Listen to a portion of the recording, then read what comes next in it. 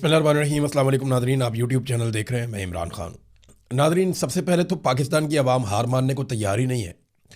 यानी इस मरतबा सोशल मीडिया पे ज़्यादा रोला भी नहीं था और ईरान की अमेरिका की जंग के मामला बहुत ज़्यादा हाईलाइटेड थे और ये बयानिया भी बनवाया जा रहा था टाउट्स के ज़रिए से कि इमरान खान की मकबूलियत ख़त्म हो गई।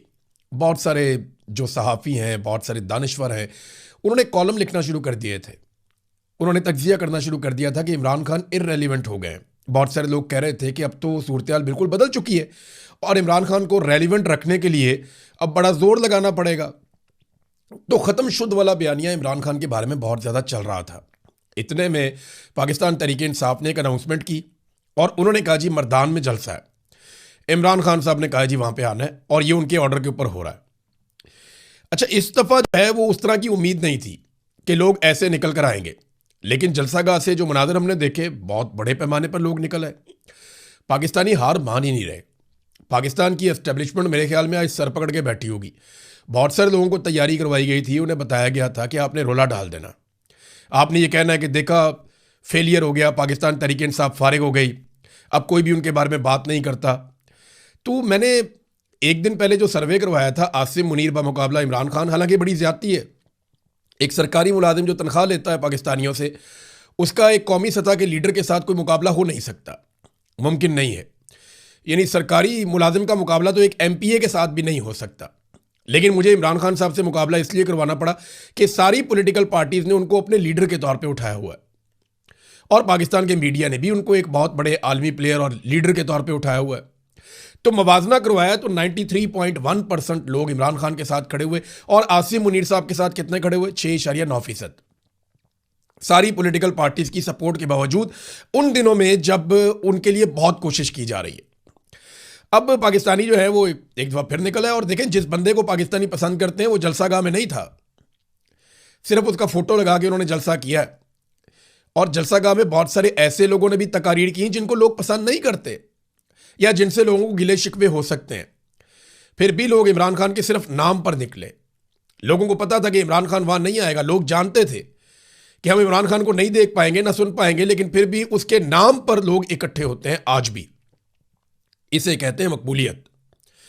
पाकिस्तान की सारी पॉलिटिकल पार्टीज मिलकर इसी जगह पे कल एक जलसा कर लें और जोर लगा के देख लें, इतना बड़ा जलसा वो नहीं कर पाएंगे। बहुत पैसा खर्च करने के बावजूद नहीं कर पाएंगे। यहां पे तो लोग खुद निकल कर आ जाते हैं। देखिए, मेरा आज भी ये मानना है कि पंजाब में पाकिस्तान तहरीक इंसाफ पूरे पाकिस्तान में सबसे ज्यादा मकबूल पंजाब में है। तहरीक इंसाफ की जितनी मकबूलियत पंजाब में है उतनी मकबूलियत सिंध में और बलूचिस्तान में और खैबर पख्तूनख्वा में भी नहीं है। पंजाब में जिस किस्म की बर्बरियत है, जुल्म है, फस्तायत है, इंसानी हकूक की पामालियां, गिरफ्तारियां और मुकदमात हैं, गोलियां तक चल गई हैं। अगर थोड़ा सा भी पाकिस्तान तहरीक इंसाफ के लोगों को रूम दिया जाए और उन्हें थोड़ी सी भी लेवल प्लेइंग फील्ड दी जाए तो आप पंजाब के अंदर इससे कई गुना बड़े जलसे देखेंगे, जैसा कि आप माजी में देखते रहे। लेकिन पंजाब को पूरी तरह से जकड़ कर रखा गया है और वहां पे एक हुकूमत भी ऐसी मुसल्लत की गई है जो ज़हनी मरीजों की तरह काम करती है। उन्होंने तबाही फेरी हुई है। चादर और चार दीवारी का तकद्दुस पामाल हो रहा है, रोजाना की बुनियाद के ऊपर हो रहा है। बहरहाल टाउटों की तैयारियां धड़ी की धड़ी रह गई और इमरान खान साहब के नाम पे लोग एक मरतबा फिर निकले और लोगों ने साबित किया और बताया कि आप आज इलेक्शन करवा लें, वो क्या फैसला करने वाले हैं। हालांकि जिस सूबे में आपकी हुकूमत होती है वहां पे आप उतने मकबूल नहीं होते। इमरान खान की हुकूमत है खैबर पख्तूनख्वा में और खैबर पख्तूनख्वा में लोग अभी भी ऐसे निकल रहे हैं। अब आज नाज़रीन, इंटरनेशनल मामलात पे पाकिस्तान ने बड़ी कोशिश की है कि अमेरिका के और ईरान के मुज़ाकरात हों। फील्ड मार्शल आसिम मुनीर ने 3 दिन गुजारे और कोशिश की कि मुज़ाकरात कामयाब हो जाएं। अमेरिका से बार बार रब्ता किया, ईरान को यकीन दहानियाँ करवाई। कुछ मामला तय हो गए थे लेकिन तयशुदा मामला से अमेरिका पीछे हटा और अमेरिका ने घेराबंदी ख़त्म नहीं की। तो अमेरिका का जो ब्लॉकेज है उसकी वजह से मामला कटाई में पड़ गया। फिर इसराइल बार बार लबनान के ऊपर अभी भी अटैक करता है। चले, वो कोई इतनी बड़ी बात नहीं है, लेकिन अब जो वाकया हुआ ये एक बड़ा वाकया है। इसमें डोनाल्ड ट्रंप ने अनाउंसमेंट की है। डोनाल्ड ट्रंप ने क्या बताया, जरा ये वाकया आप देख लीजिए। अमेरिकी सदर ने दावा किया कि अमेरिकी फोर्सेज ने आबना हुर्मुज़ में नाकाबंदी को अबूर करने की कोशिश करने वाले ईरानी परचम वाले एक कार्गो जहाज को रोककर उसे तहवील में ले लिया है। यानी एक ईरानी कमर्शियल जहाज को पकड़ लिया। कार्गो जहाज है, कोई मिलिट्री का जहाज तो है नहीं। इसको अमेरिकन ने पकड़ लिया और अपनी तहवील में ले लिया और इनके लोगों को काबू कर लिया। डोनाल्ड ट्रंप ने बताया कि अमेरिकी एहलकारों ने जहाज़ को वार्निंग दी, फिर इंजन रूम को नुकसान पहुंचाकर उसे रोक दिया और बाद में उस पर कंट्रोल हासिल कर दिया। अब यह जहाज़ पे फायरिंग भी हुई है। ताहम ईरान की जानिब से फिर बाद में रद्द-ए-अमल आ गया और ईरान ने जो रद्द-ए-अमल दिया है उसकी तफसील मैं आपको भी बताता हूँ, लेकिन गुज़िश्ता जो 48 घंटे हैं वो बड़े हंगामा खेज रहे हैं। उनमें बहुत सारा कुछ हुआ है। इन 48 घंटों में क्या कुछ हुआ है ज़रा ये मैं आपके सामने रखता हूँ। 48 घंटों में ईरान ने आबने हुर्मुज़ को दोबारा से बंद कर दिया। अमेरिका ने दावा किया था कि ईरान के साथ अमन मुज़ाकरात दोबारा शुरू हो जाएंगे।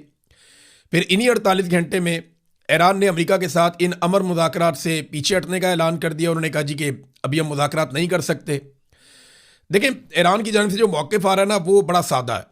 ईरान ये कहता है कि अमेरिका की जो ख्वाहिशात और मुतालबात हैं वो तब्दील होते रहते हैं और जो मुतालबात अमेरिका के हैं वो नाकाबिल फ़हम है, यानी वो अपने मुतालबात को मज़ीद सख्त करता जा रहा है और उसके मुतालबात बदलते भी हैं, तब्दील भी होते रहते हैं। लिहाजा ऐसी सूरत में उनके लिए मुज़ाकरात करना मुमकिन नहीं है। जबकि अमेरिका की जानिब से बार बार ये दावा किया जा रहा है कि ईरान के साथ मुज़ाकरात अगले एक आधे दिन में हो जाएंगे। आज पीर के दिन के लिए डोनाल्ड ट्रंप ने दावा किया कि अमरीकी वफद पाकिस्तान आएगा। इस वफद के हवाले से दो लोगों का नाम तो कंफर्म है, एक तो डोनाल्ड ट्रंप का दामाद जेरेड कुशनर और एक उनका करीबी साथी स्टीव विटकॉफ, कि ये दो लोग तो पाकिस्तान आ रहे हैं। जो नायब सदर है अमेरिका के जेडी वेंस, उनके बारे में अलग अलग इत्तलाहात आती हैं। कभी कहा जाता है कि वो आएंगे पाकिस्तान और कभी कहा जाता है वो नहीं आएंगे। ये एबीसी न्यूज़ के नुमाइंदे ने डोनाल्ड ट्रंप से बात की और बात करने के बाद बताया कि सिक्योरिटी वजूहात की बिना पर डोनाल्ड ट्रंप ने कहा है कि नायब सदर पाकिस्तान में नहीं जाएंगे। अच्छा, पिछली मरतबा वैसे जो नायब सदर आए थे पाकिस्तान, जब उनका ईरानियों के साथ सामना हुआ तो वो काफ़ी मुश्किल में पड़ गए थे और उनको अपने आप को रेस्क्यू करने के लिए, क्योंकि देखिए काबिलियत का बहुत फ़र्क था। मैंने आपको बताया था ईरान का जो वफद आया था वो पूरी तैयारी के साथ आए थे। उनके पास सैकड़ों कागज़ थे, हर चीज़ के सबूत और बहुत सारे डॉक्यूमेंट थे। उन्होंने आलमी कवानीन और बाकी चीज़ों के ऊपर उनको दस्तरस थी और वो ईरानी सारे जो हैं वो पीएचडी के लेवल के लोग हैं, जबकि अमेरिकन जो हैं उनका इतना एक्सपीरियंस नहीं था या वो इतना उनका स्टेमिना नहीं था मुज़ाकरात के हवाले से। तो जेडी वेंस को बड़ी मुश्किलात पेश आई। जेडी वेंस बार बार राब्ते करते रहे पीछे अमेरिका में। उन्होंने लगभग 1 दर्जन मरतबा डोनाल्ड ट्रंप से रब्ता किया अपने आप को रेस्क्यू करने के लिए, टाइम लेने के लिए। नेतन्याहू से भी रब्ता किया, फिर उनके पास इतना मैंडेट भी नहीं था। और डोनाल्ड ट्रंप ये जानता है कि जब मुज़ाकरात कामयाब होने हैं तो उनका क्रेडिट डोनाल्ड ट्रंप को खुद लेना है। वो इसका क्रेडिट कभी भी किसी और को नहीं देगा। वो क्रेडिट हमेशा खुद लेना पसंद करेगा। जितनी वो अपनी तारीफ़ें करता है वो कहता है मैं अजीम नहीं हूँ, मैं अजीम तरीन हूँ। तो डोनाल्ड ट्रंप का आपको पता है कि जब किसी चीज़ का क्रेडिट होगा तो वो खुद लेगा। फिर ट्रंप ने यह कहा कि 24 घंटे के नोटिस पर सिक्योरिटी की जो सीक्रेट सर्विस है वो मुतमईन नहीं है, वो कंफर्टेबल नहीं है कि जेडी वेंस को पाकिस्तान में भेजा जाए। लेकिन बाद में व्हाइट हाउस की जानिब से एक और स्टेटमेंट आता है कि जेडी वेंस को पाकिस्तान भेजा जाएगा। अब अभी तक श्योरिटी तो नहीं है, लेकिन ये वफद आ जाएगा आज के दिन में तो पता चल जाएगा कि